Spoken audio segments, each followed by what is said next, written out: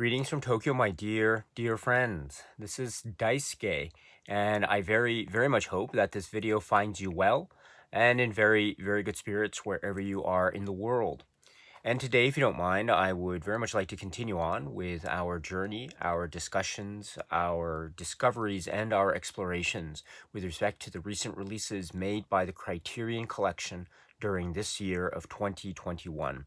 And that brings us to a title which has been designated by Criterion at spy number 1106. It is a film from 2020, and the name of the filmmaker is Regina King. And the name of this work is One Night in Miami.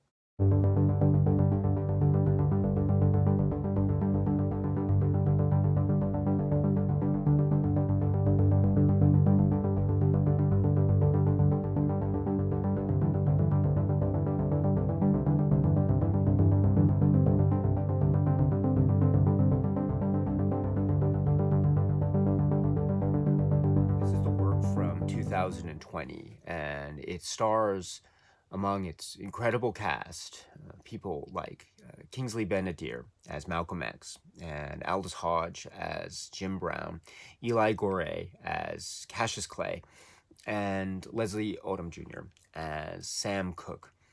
This is the work from Regina King, and my goodness, what a work it is. So compelling, so powerful, and so sweeping in terms of its maybe its allure and also its resonance. It is the work One Night in Miami. I think if we were to try to engage in the plot or story structure of this film, One Night in Miami, I think we would be focusing almost exclusively on this particular night in question, the night of the title being February 25th, 1964. Now, this is significant for purposes of, say, professional sports and boxing, because this is the moment in time where Cassius Clay fought Sonny Liston. And however, while this particular sporting event, this historical event, is referred to in this film, and while indeed other moments prior to or leading up to this day or this night are also referred to in the context of each of these specific characters and people and historical figures, the night in question is focusing quite intensely and quite primarily in or around or on this intersection between and among these four individuals, these four men, in this location, in a motel room in the Hampton House in Miami, where they meet, and we understand that they are friends, they are very friendly with each other to a certain degree. But as the night progresses, and as each of these figures, each of these people, they interact maybe as a group or with other people individually. And when they do that, and as they do that, their dynamics emerge and they begin to come to the fore. And when those dynamics and when those feelings come to the fore, then we see a number of various struggles and debate and even clashes, if you will, of sort of maybe of a type of emotional and intellectual sort that really drive home the points about these individuals, what their struggles are to them, and how they are trying to deal with those struggles in this particular moment, and how those struggles are leading to particular, say, moments of division or moments of clashes against other people in the room, in this room of four people, or where those struggles lead to further, say, enlightenment or development or discussion that lead ultimately to a type of connection or a type of further togetherness or a type of strong, intimate bond between and among these people. Whatever the case may be, it is a type of powerful dynamic or a set of dynamics that is brilliantly set up in terms of a type of introductory passage or a set of introductory passages that essentially opens the film. And so we have episodes involving each individual person, and we see in their own way, respectively, their struggles, whether those struggles may be internal due to their own character or their own personality, given the stakes, given the circumstances of the time, the early 1960s, or we see how they are dealing, again, in the same context, the same time period, how they are dealing with, in their own ways, in their own struggles and challenges and battles, how they're dealing with the racial prejudices that are against them. There's one particular episode involving Jim Brown and his visit to a particular house one day, and this is one of the sequences that opens the film. It has this quietly devastating power in terms of its resolution within the particular passage. And the way that it's carried through and echoed, it really informs that particular part of the story and this particular person. And indeed, it informs, as an example, as a very powerful and potent example, it informs one of the moods that is applied very skillfully and also very with great care and power as the night in question progresses, as the film progresses. So this is in the air, and there are also things in the air that come to the fore as well, in terms of the maybe type of emotional and intellectual, say, clash or debate that occurs specifically, or for example, between Malcolm X and Sam Cooke. And the idea that is expressed here in terms of this particular, say, issue is while they respect each other very much so, and while there is a mutual bond between them and among the others as well, there's also a type of intellectual schism that seems to be expressed, where Malcolm X is expressing misgiving about about how he perceives Sam Cooke as a very popular musical figure on the one hand, but he doesn't seem to, in the eyes of Malcolm X anyway, he doesn't seem to at this point in time be using that popularity or applying that popularity in a way that will help further the message and the particular movement, the civil rights movement. So this is something of a one of the key points of, say, division and debate, because here Sam Cooke responds, and he's talking from his own vantage point at this point in time, in the performance of Leslie Odom Jr., of course, about how he is experiencing his own struggle, and how the fact of his ability to capture an audience and to express himself through his art. This is, in a lot of ways, a type of message, a very powerful message in and of itself. And so this becomes one of the, I think, very fascinating areas of discussion, which is itself very much, say, part of the historical context and the fabric of the historical context of the time, the early 1960s, 64, in the United States. But also it can apply to universal themes, and it can apply to very current themes, even now, 2020 and now in 2021. So, and I will get to a little bit of that when we talk about the wonderful supplements that accompany this work in the Criterion collection.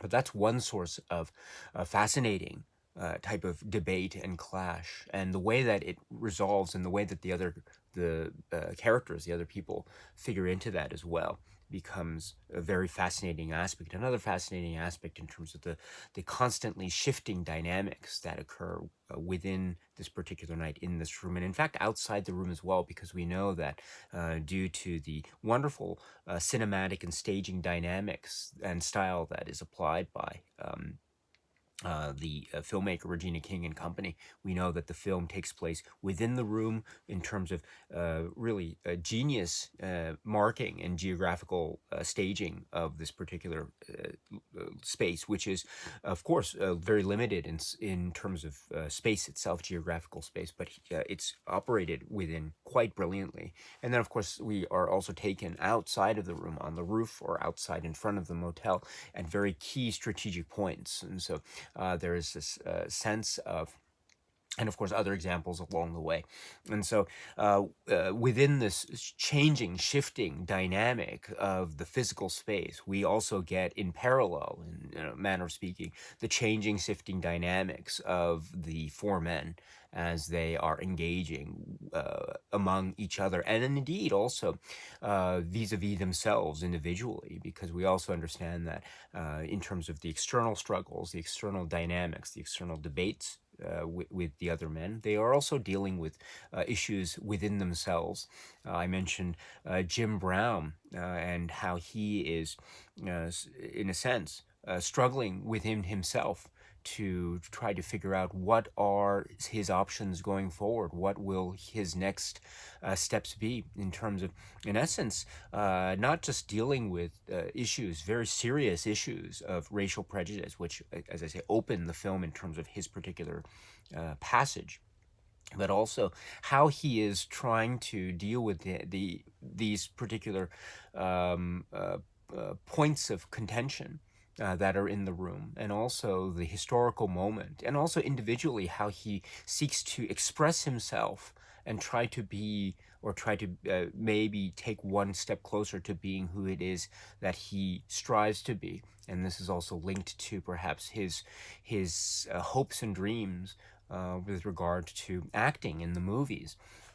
So this is one element and linkage that is, as I say, much like the film itself in terms of the externalized and the internalized and shifting dynamics, both within geographical space and outside, and also between and among the four men as a group. We also see there's a type of shifting dynamic going on within each of the characters. Jim Brown is a really great example here.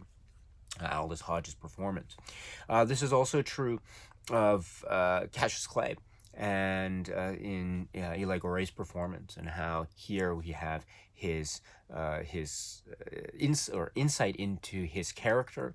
And of course, he is a fighter, and he is a very successful one. He is also very much in that beautiful, brilliant, expressive mood and spirit of Cassius Clay of the time. And this is the point where he will make, or he has made, a decision very much in line with much of the friendship and support and advice of Malcolm X, and his sort of guidance, if you will, to want to make the change and to announce to the world that he no longer is to be called Cassius Clay, but he will then be called by the name Muhammad Ali.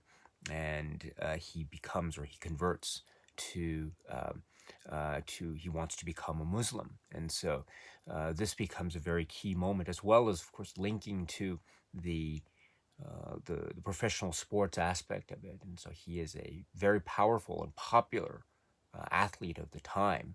And also he too is going through his own sense of self and identity, and how he is internalizing himself and his own sense of who he is vis-a-vis all the things that are happening around him, whether it be the height of popularity in terms of professional sports context, or in terms of the intensity and the gravity of the situation from his vantage point, and the vantage point of the four men in the room, and others, of course, beyond the four men in the room.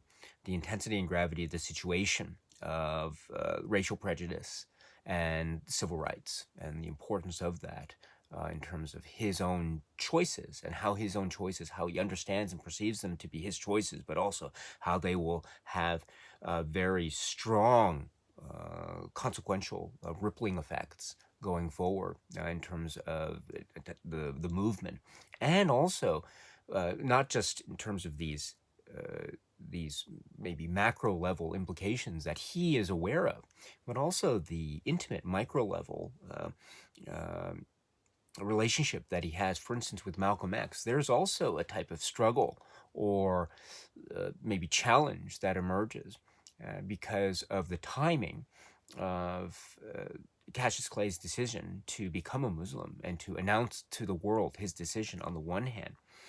And this has strong links and implications vis-a-vis the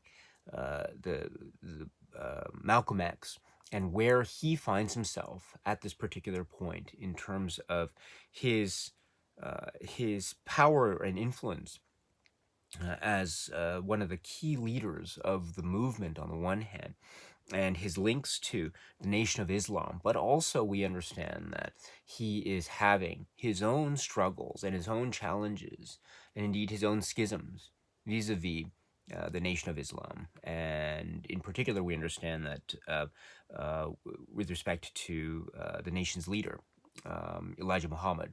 And the timing of this struggle coincides with the timing of Cassius Clay's decision. And when this set of circumstances comes to the fore within the space of this motel room, then this is another source of tension. And we see how this set of circumstances leads the characters also along the path of a very intimate, emotional, lined type of discussion where they really are hurting each other and where they're really saying things that are very, very much impacting them in a deeply personal and intimate way. And you can see it in their eyes and in their faces and in their body language as they are talking about these things, this intense debate, these intense fights, verbal sparring, but also just the intensity of the emotion that's in the room. When these men, Malcolm X and Cassius Clay, for example, they are talking about what it means and what these decisions are, what the impact is, and how can you do this to me? Why did you make this decision while I'm about to announce this? This is a betrayal, and that kind of discussion becomes, I think, such a key center point or one of the center points, because it is the perfect, I think, example of how that type of discussion is the embodiment of many things at once. It is the embodiment of, say, the historical context struggles that are existent and that are key in terms of the understanding of the impact and intensity of the time in 1964, and also the trajectory of these particular figures of history, Malcolm X and his place in history and his relationship with the Nation of Islam at this particular point, and what happens after 1964. And Cassius Clay, at this point, in terms of the height of his popularity, or one of the heights of his popularity as a sports figure and as a public figure, and what and how this will change and how this will be affected beyond this night upon the decision that is also, the announcement of which is also depicted in a very memorable scene in this film. And also, not just their place as historical figures, but also their placement or their trajectory or their relationship vis-a-vis each other, again, as human beings, as friends, as people who've known each other and who've relied on each other and who've laughed with each other. Now there's a point of crisis, a real genuine crisis between these two friends. And will that resolve itself, or will they be able to overcome it, or will this tension linger on throughout the night today and also throughout the nights to come? And so this is another source of tension. And also we see how this is related to the other men in the room as well, because this leads to the idea of a type of public persona versus a private nature, the intimate nature, how there might be a divide between those, but how those divides are oftentimes remedied or bridged, or maybe there isn't even a divide there to begin with.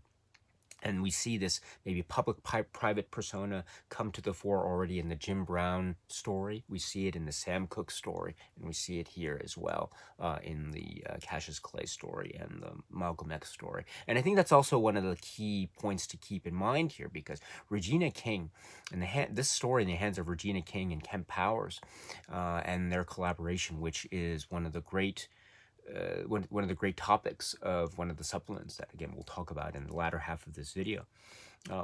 In the hands of these filmmakers, what we have is their emphasis and focus on these people and their lives as individual human beings. This becomes, I think, a key and masterful stroke, because we can understand, or we can begin to understand their struggles, and we can begin to feel the drama, and we can begin to feel and understand that, because we can engage with that on a very maybe relatable level. These are huge, iconic historical figures in the context of U.S. history, in the context of world history. But the fact that we can still engage with them on these human, intimate terms and relate to them on these human, intimate terms, I think it is due to the fact that we can also see the human nature behind them as portrayed in One Night in Miami. And that's one of the great strengths, while at the same time being swept up by the wonderful care and crafts of the camera movements, the use of the space, the use of the design, the framing, the way. I love the way that there is a sense of period, capturing the period in terms of the clothing and the look, but at the same time, there's also this subdued look that makes it almost timeless. I love that wonderful. I can't quite describe it very well, but there's a wonderful balance between the timelessness of the quality of the atmosphere, and yet at the same time the capturing of the historical record and the timing of it. So I like that balance. It's really fascinating. It's almost like are we watching a story that's set in '64, or are we watching something that could be set in present day? And I like that too, because not only do we have that maybe subliminal visual cue as we were watching it in terms of the striking balance of historical context and time periods, but we can also therefore get a sense through the subliminal type of feeling, at least as this being one of the ways, we can get a sense too of what I've mentioned earlier about how this film seems to have a resonance and power, not just in the context of 1960s America, but also in the context of 2020 and 2021, and indeed beyond, perhaps, which is also spoken about in the essay and also by Regina King and others in the supplements. And so I think that subliminal maybe feeling or intuition becomes, I think, part of what makes this film so powerful indeed. So this is One Night in Miami. And I should say, too, that I was so struck by this. And, upon the Criterion Collection release, I hadn't seen the film. 2020, it's a rather recent film, especially for me. And so I was catching up with this. And so when I saw this work and the Criterion release and the supplements, I saw it a number of times. I was so floored by this. I was very moved by this, and I was very taken with a number of the sequences. And there's a particular way that music is also employed that is so stunning. And of course, we're talking about music. We're talking about a number of things, a number of references that are made. But one of the very important references is, of course, with Sam Cooke, because Sam Cooke is one of the main characters in the work, and also his story as a musician, as a performer, is also maybe one of the subject matter points, because it's one of the points of debate between him and Malcolm X, right? So the music becomes a very key and significant aspect of this. And there's a lovely reference to one of the great songs, period, which is called "Change Is Gonna Come." And so I found that to be incredibly moving. And I just want to say here that the line that always gets to me whenever I hear a change is going to come. It has a beautiful lyric, and it's filled with so much meaning and power for so many reasons, of course, so many reasons. But just let me just say here, maybe I won't ever get the chance to say this ever again, but I just want to say that I love this song. I've always loved this song. And it has of course, it's very powerful. And the line that always gets to me, and it got to me when I saw this work and I heard the song. The line that always gets to me is, and I paraphrase, it's been too hard living, but I'm afraid to die, 'cause I don't know what's up there beyond the sky. It's been a long, long time coming, but I know that a change is gonna come. Oh, yes, it will. So it really it really became maybe the way in which I could, as an example, really emotionally respond to this work, and it echoed, and it still echoes, and it became, as I say, that way in which I could feel something of the power and the presence of these historical figures, and also get a sense of their stories, both as human beings, but also in the context of their iconic status and their place in history. And it is a film that deals with history. It is a film that makes references to history. It is a film also that takes certain, maybe dramatic liberties with respect to the presentation and the ordering chronology of history. And it is acknowledged by the filmmakers and also in other places.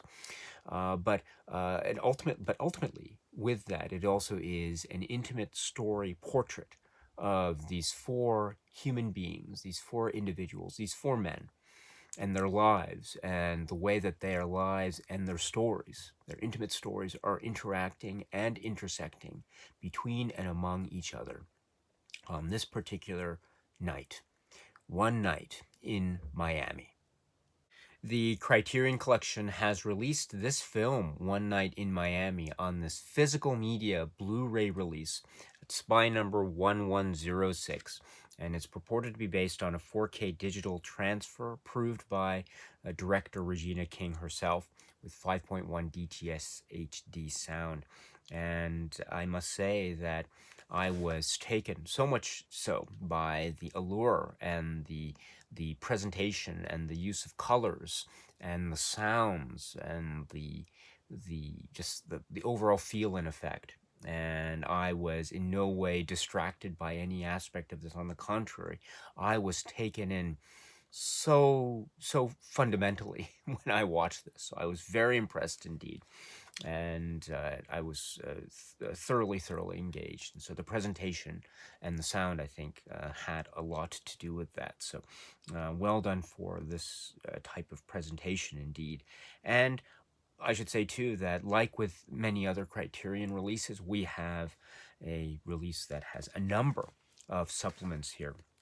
And so let us speak about what those supplements are. Before I go, I should say too that one of the audio options, I mentioned the sound system setup, but also one of the audio options is you can select what's known as a descriptive audio option. So you press it and it'll be a voice which will be describing the action and what's going on as the film is progressing. So this isn't an option that exists for all of the releases, but when it does appear, I'm very happy to see that and to hear that, in fact. So there is that option in case it's something that is for you. So the descriptive audio option.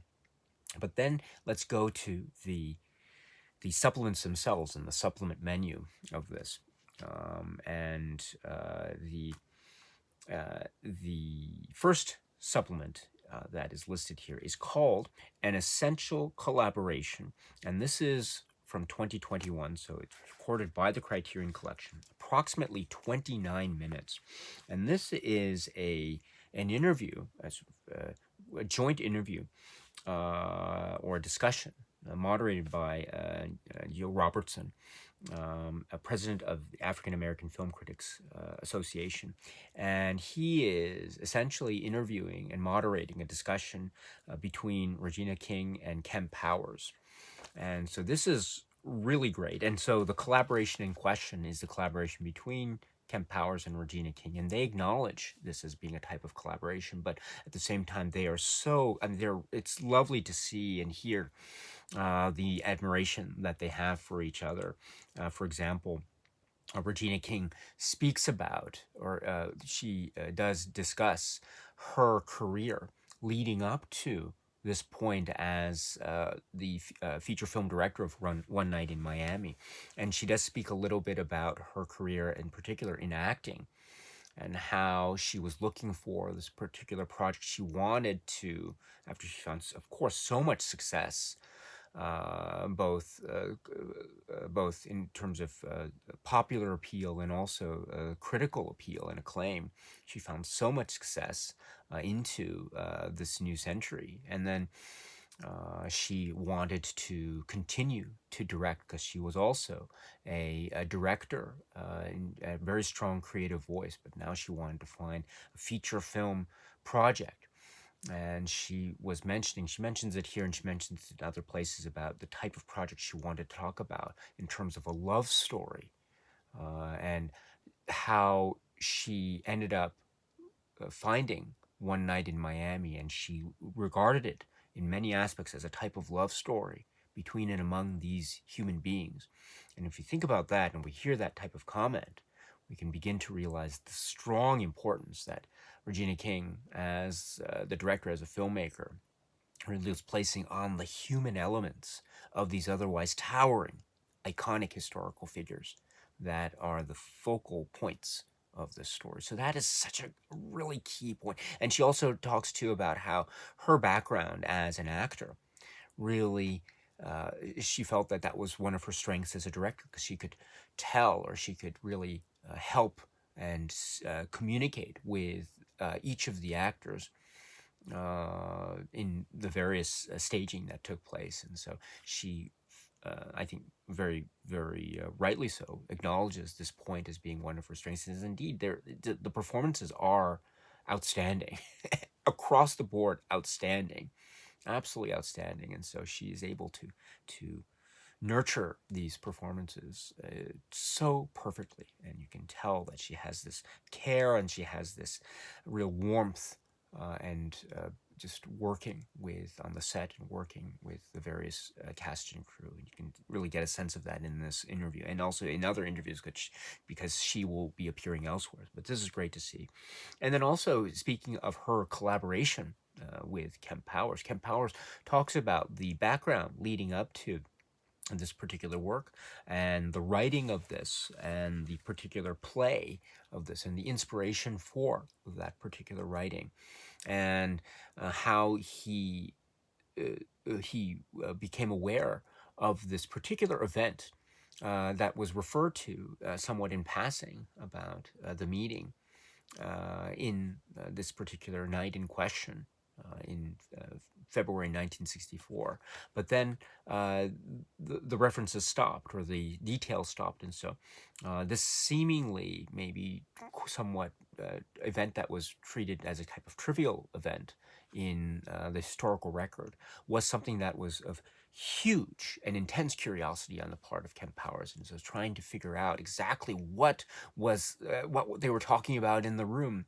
Why were they there? What were the circumstances that brought them there? What would, like, how would they be acting?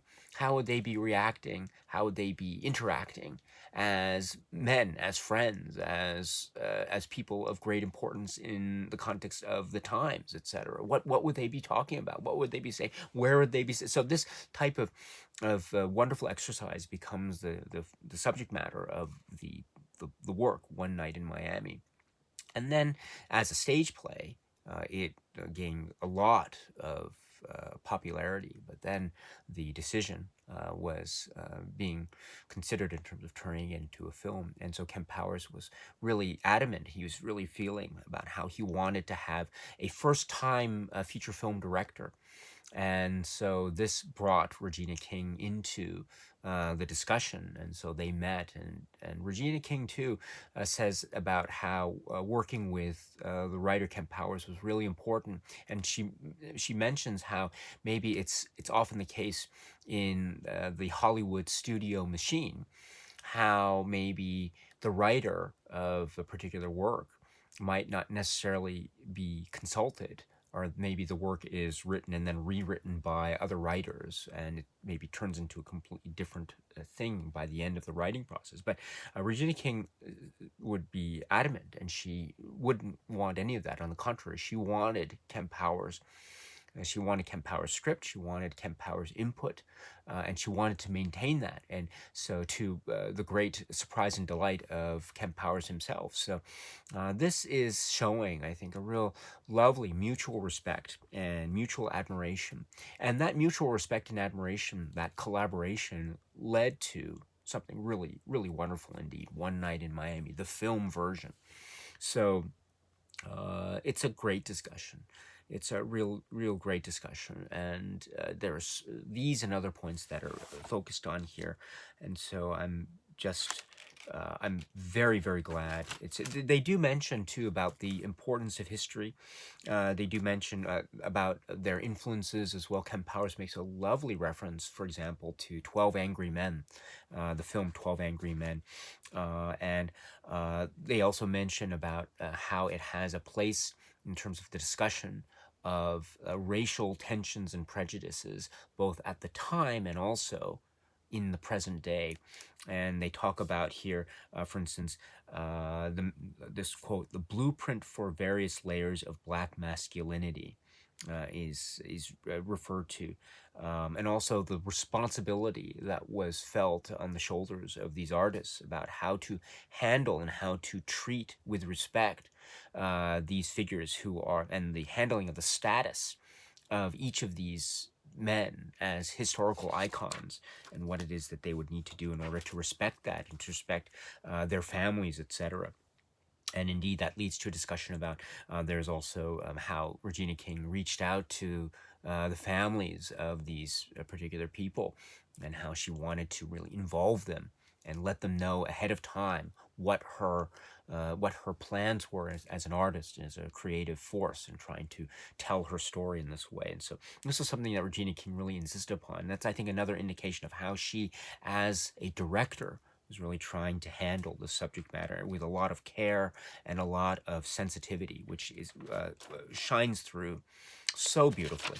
And also, there's, for instance, too, we have to remember this was made or released in 2020, so it was made during the outbreak of the pandemic, and or the initial terrible outbreak, and so it became something that affected a key or significant part of the filmmaking process, but they still tried to handle it, and indeed they did, because the end result is right here before us here. So they do speak about that. So it is something that is made during this era, if you will, and so in that way too, it could be said that this film is very much part of the times indeed. So for these and other reasons, I think this conversation is essential. So please check it out if you can. This is once again called An Essential Collaboration. But that's not all, because then we have another 2021 conversation, also from Criterion. This is also approximately 29 minutes. It's called Becoming a Director. And this is a one-on-one conversation between Regina King on the one side, and then Casey Lemons on the other.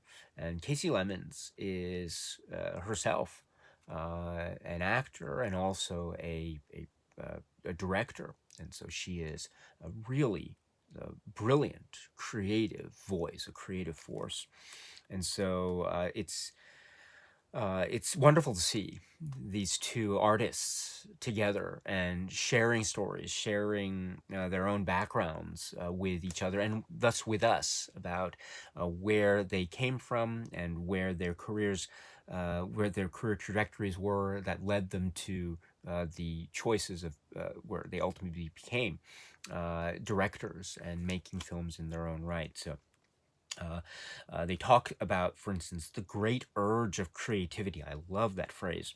And how, in particular, for example, with Regina King, how her acting career, which is, again, very, very critically acclaimed, how her acting career really helped to prepare for her in the role as director because of this notion of communicating. And Casey Lemons too speaks about her own experience as an actor or performer in front of the camera in a number of very, very famous roles indeed. And they both share stories about how they remarked anecdotally about how they sometimes see directors, other directors, maybe they're working on projects of other directors in the past, but they see those directors and there's a little bit of a miscommunication, or sometimes directors, they might communicate something, but they won't necessarily have the understanding of how an actor might react inside, and the shock that an actor might react. Maybe there isn't any intention on the director's part, but the director doesn't see it, but the actor is hard. It's difficult to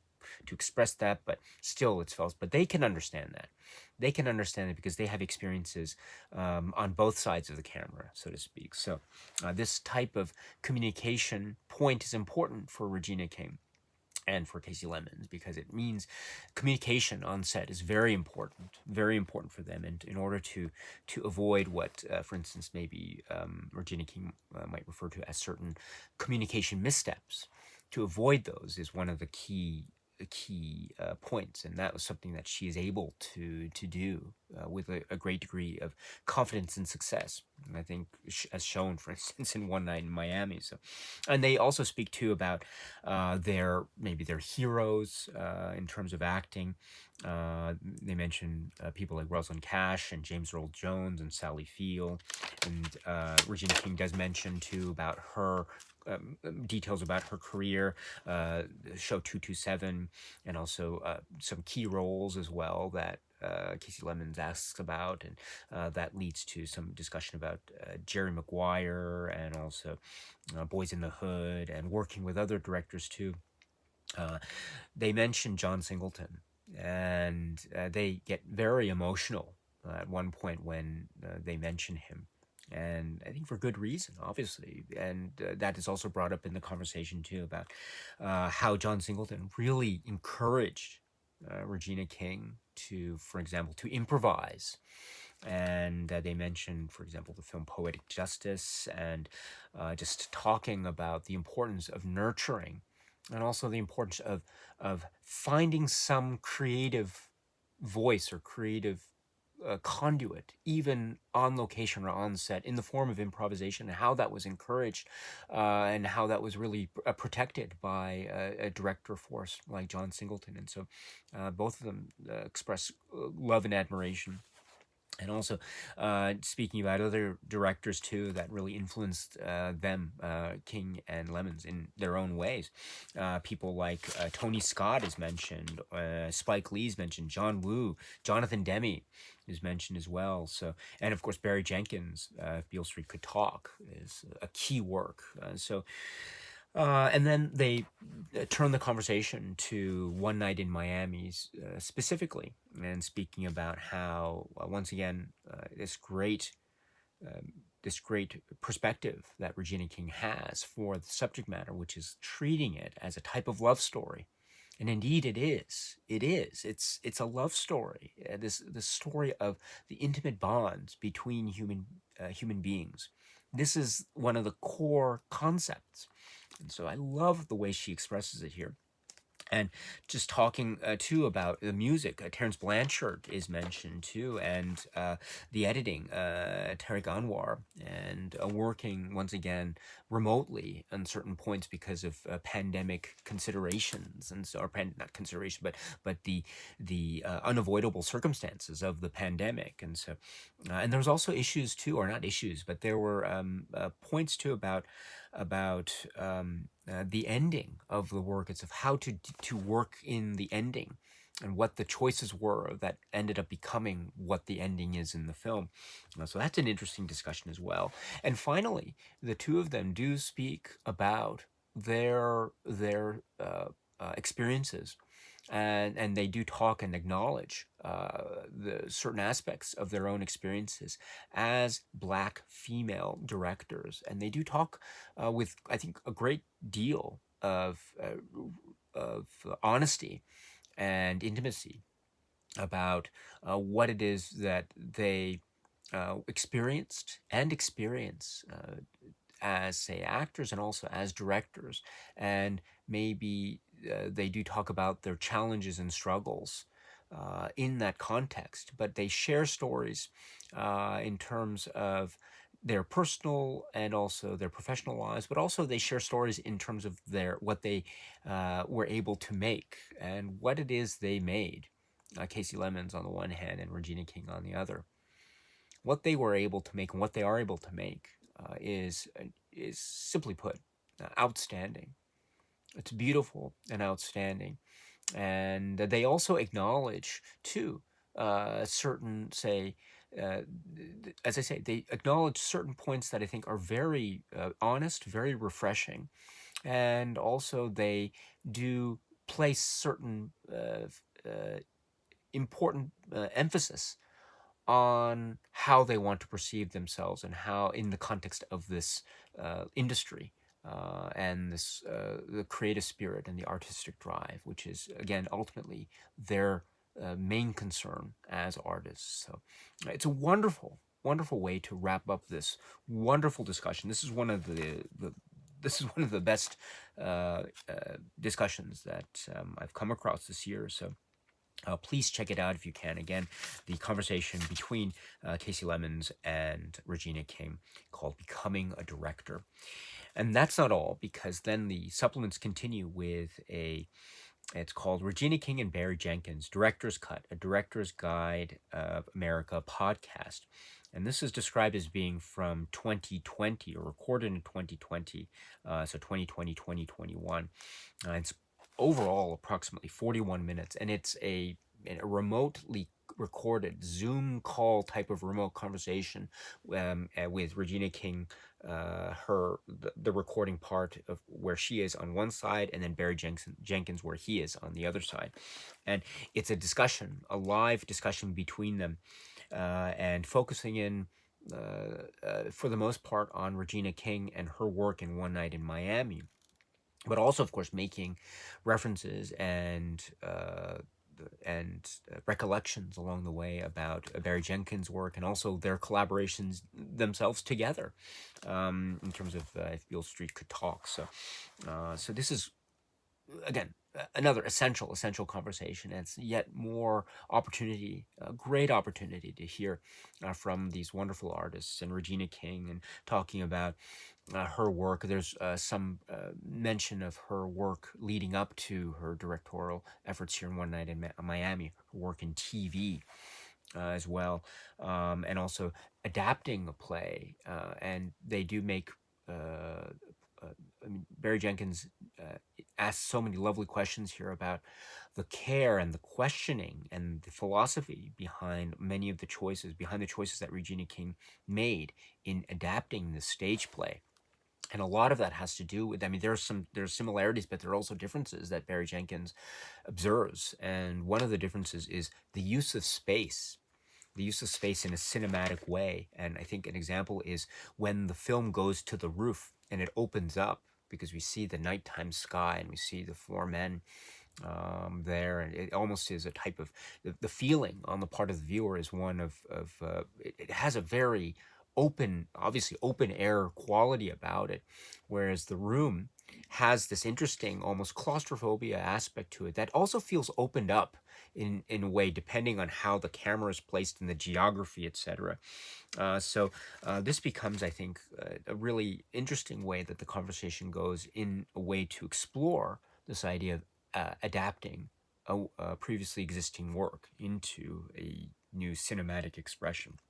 And talking to about the Hampton House and interior rooms versus the outdoors, and also then talking about the set and the set design, and also the look as well, and trying to get the period details just right. And then, of course, going to the casting and the performances, which is key. And one of the things too I really admire here is for a number of these performances. Well, let's speak about Malcolm X, right? Because Barry Jenkins brings it up himself about how, for instance, for Kingsley Ben-Adir, who portrays Malcolm X, that it's a brilliant performance. And then Barry Jenkins mentions about how when he was growing up, he saw Malcolm X, a Spike Lee film with Denzel Washington as Malcolm X, and so there's this idea here about past performances and how to deal with past performances, as well as how to deal with the iconic status of the historical person himself.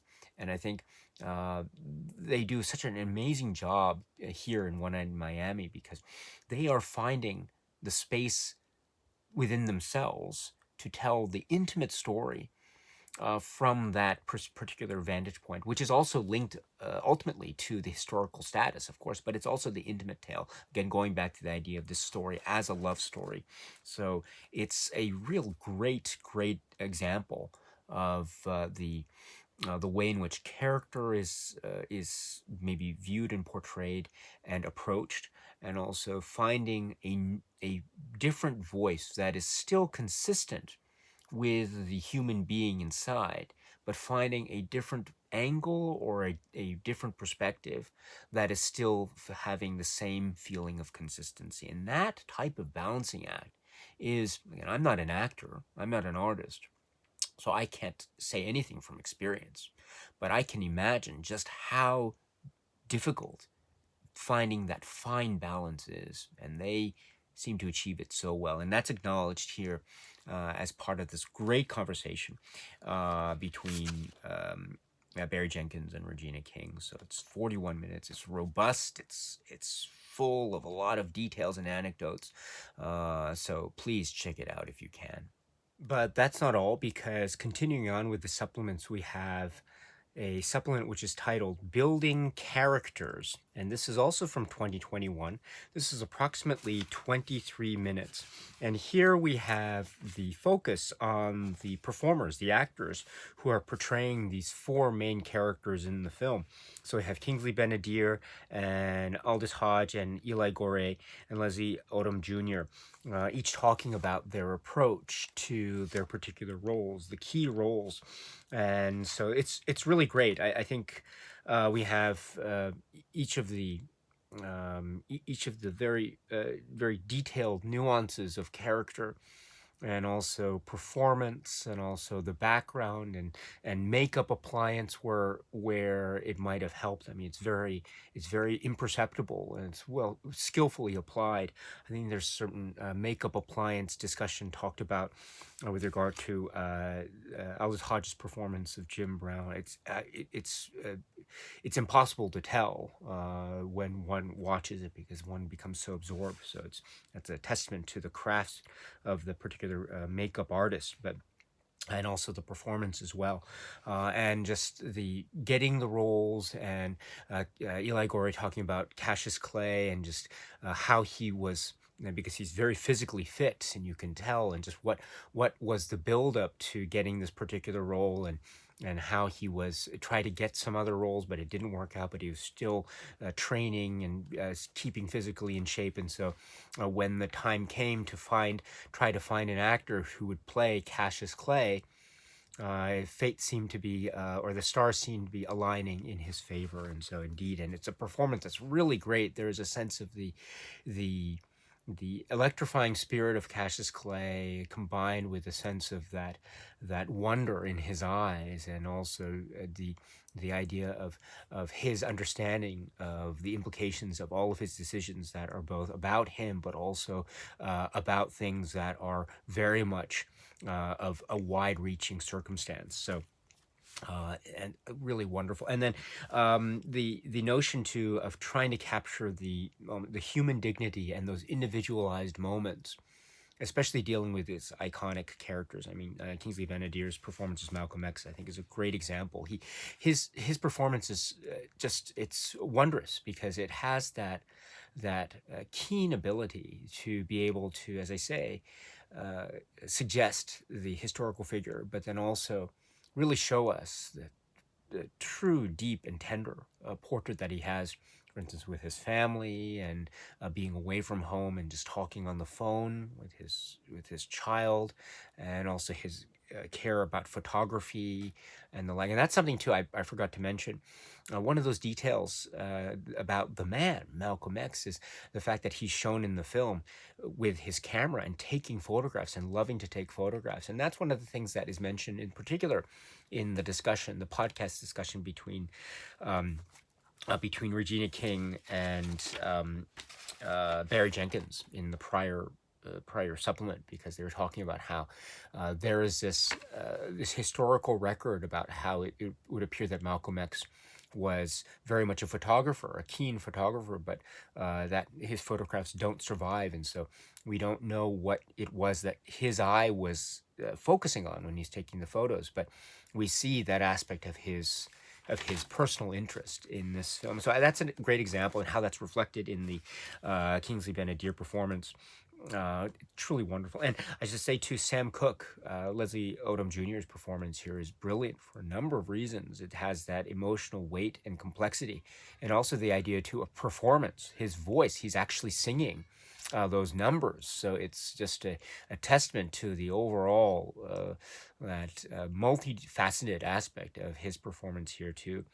And I mentioned there's a particular moment here where I think it's Eli Gore is talking about how he was listening to some of the records, and he was so pleasantly surprised to discover later on in the process that it wasn't Sam Cooke's original recording, but it was in fact Leslie Odom Jr. performing Sam Cooke performing these records. So it was quite a feat. And I should say too that there are some really significant moments of musical passage and expression, in particular with regard to the song "A Change Is Gonna Come." I would say that is just absolutely it's overwhelming in terms of its emotional intensity and power. And so that's a great testament to his performance, and indeed the performance of all the main players here. So please check this out if you can. It's called Building Characters. And that's not all, because there's a next supplement which is called Sound Design, also from 2021. This is approximately 24 minutes. Now, I mentioned earlier about the importance, or one of the focal points of the film being the importance placed on music and sound. Well, here we have a supplement that is speaking right to those topics in a great and engaging way. So here we have Nick Baxter, Andy Hay, and Paul Ledford. So Nick Baxter is a musical producer, Andy Hay recording mixer, and Paul Ledford production sound mixer.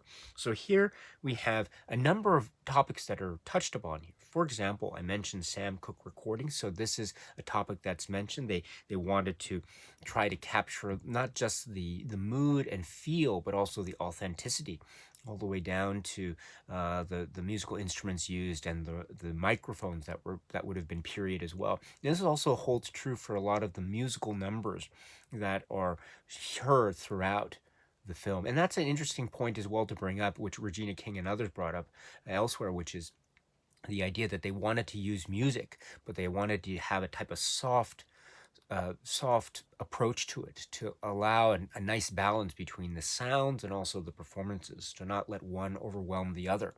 And so I think that's one of the, I think, lovely themes of this particular work, which is that fine balance that is struck in all aspects of the film, including the sound mix and the use and application of music in a beautiful, lovely and refined way and elegant way. And the sounds too of the fight sequences, because there are some sequences involving fights and trying to capture the sound of the all the way down to the very intricate detail of the mats and the crowds and the echo, etc. And then also there are some live performances that are depicted here. And also too, the idea of the physical space and the limitations of this physical space because of the Hampton House room setup. And although the artists took some liberties in trying to liberate some aspects of the space and trying to open it up a little bit more in terms of as a shooting space, it was still, and the set space, it was still limited in terms of physical space indeed. And so what that meant was that those limitations meant that sometimes it would be difficult, if not impossible, to have what would be known as a long boom mic operation in order to record sound that would be recorded on stage or on set through that method. And so what the methods had to be employed were some of the methods that needed to be relied upon were, for example, having microphones invisibly set on each of the performers. Also, however, because that would bring with it a certain degree of, say, uncertainty because of the, say, the rustling of the clothing or maybe some certain physical movement that would create some kind of noise imbalance of some sort. What that meant too was that also in some of the setups, the crew had to rely upon very carefully, strategically placed microphones that would be around the set itself. And so therefore, what that means ultimately in the post-production mixing process, that means you're dealing with potentially so many different varying sources of sound, and trying to blend them together and balance them is another difficult uh, act of fine-tuning and finding the right balance. And so here we get that discussion. It's a really it's technical, and I'm not a sound engineer of any kind, but still it's presented here in such a way that's so engaging and so easy to follow, and you understand the issues and the design challenges and how they overcame those within the space and the limitations that were placed upon, the artistic limitations, let's put it that way. So wow, just another great supplement here. So sound design, please check it out if you can. And then we have another supplement which is also described as being from 2021, which is called here Making One Night in Miami. This is totaling approximately 31 minutes. And here we have a number of the other key persons in the crew, the artistic voices and the artistic talents that were each in charge with certain departments that were involved in making One Night in Miami. So, for example, we have Jody Klein, the producer. He is talking about the play itself, and then working with Kemp Powers. And also Kemp Powers mentions the genesis of this play, and then also this film project. And also we were talking in many aspects before about the camera work. And so here we have some comments from the director of photography, Tammy Riker, and how she was trying to capture this sense, she and Regina King were trying to capture this sort of almost painterly period setup. The reference point of Jacob Lawrence is mentioned here, almost saturated look, a type of way that the lights almost shine off in this beautiful, alluring way, which is period, but also which is timeless. And again, that balance, that finding the balance is really lovely. I should point out too, and I'll mention the essay a little bit later, but the essay by Gene Seymour in the booklet, which is called In the Room, makes a really interesting comparison between Tammy Riker's work here in One Night Miami, and also, say, the lovely photography that can be found in, for example, Wong Kar-wai's work In the Mood for Love, in terms of the period and the timeless. And that I found that to be a very profound comparison. Indeed, the time periods are not dissimilar. So very interesting comments here. That's not all, because we also get comments from Francine Jameson Tanchuk in terms of costume design, and also the color palette. Certain colors and color schemes were focused upon. She mentions turquoise or emerald greens as being an example. And then also talking about the sets, because sets are also very important in terms of the period and the reality of the situation. Janessa Hitzman is discussing this as well. And also the editing. Tarek Anwar is featured here as well, again, talking about the way in which the editing is also linked to how everything was formed while shooting, and the sense of geography that was being generated, and how editing played a significant role in creating the sense of geography that would then be viewed through the viewpoint of the viewers. So and also the shooting and certain developments and rules or rule breaking, as it were. And even in the sense of rule breaking, there's a sense of free spirit, artistic creativity, the idea of the eye line or line crossing as well. And this is also key not to only to the shooting setups and the photography and the camera angles, but also in the editing process as well. So overall, it's just it's a great supplement to the various other supplements that we have been engaged with, talking about the creative process. Regina King, working with Regina King as a director, a true creative force to be reckoned with, and just the power of her vision that comes through, and the strength of those collaborations, and the great artists that she is working with as well, as exemplified in this wonderful documentary. It's so great to watch. So please check it out if you can. And then finally, we have, rounding out the supplements here, we have a trailer. It's approximately 2 minutes, and you can see in the corner, what is it? When you watch it, it would be from in the lower right-hand corner of the screen when you watch the trailer. It says like Prime Video, so it's a reminder of the Amazon Prime Video way of watching this upon its release. And so again, it's another reminder too of the hope maybe ongoing relationship between streaming services, films, or movies, and the Criterion Collection and physical media releases of such titles, including One Night in Miami. So it's a really interesting trailer to check out. So please check out that and the other supplements if you can. Now let us go to the wonderful release, the presentation, the front and back here, which is has a great cover art design, and then the booklet here, which also continues the design motifs. This is oh, I love this very much, and I also love too. You've got that motif here, but then you've got the continuation and the stills in the booklet itself, and then continuing into the back cover of the booklet. Let me point out that the credits indicate art director Sarah Habibi, Eric Skillman, illustration R. Gregory Christie, designer Eric Skillman. So I love this design. It's really quite apropos and very stylized, and it has that lovely sense of the connectivity with the material itself. And then we have the booklet. It's a staple booklet. It's robust. I love the type of paper it's used. I wouldn't call it. It's not laminated per se, but there's a certain robust quality to it, which I really like. Lately, I think the booklets from Criterion have been very, very impressive. I do like the staple booklet because, as I say, it's a continuation of the art motif, and also the inclusion of various stills, and also you have the essay. And I mentioned the essay here, and it is In the Room by Gene Seymour. This is great. This is great. It's long, it's detailed, it's very filled with information. It has the various points of historical reference that are mentioned. And of course, if you are seeking for more information, you can use this as a jumping off point for your own further research into the history.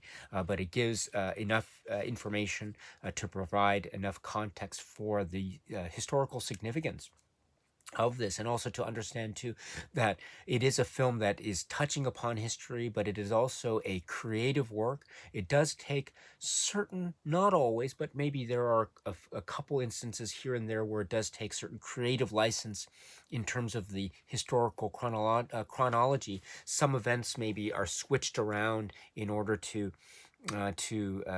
create and maybe a point of creative artistic drama. Maybe I can mention one example is in terms of the night in question, the night in Miami, and the timing in which Sam Cooke performs on the Tonight Show. So that is, there's some creative liberties taken there, but that's acknowledged by Regina King and others elsewhere. And it's also, I think, it brings home the point too that this is a film that, again, it's about history, but it is also a human drama.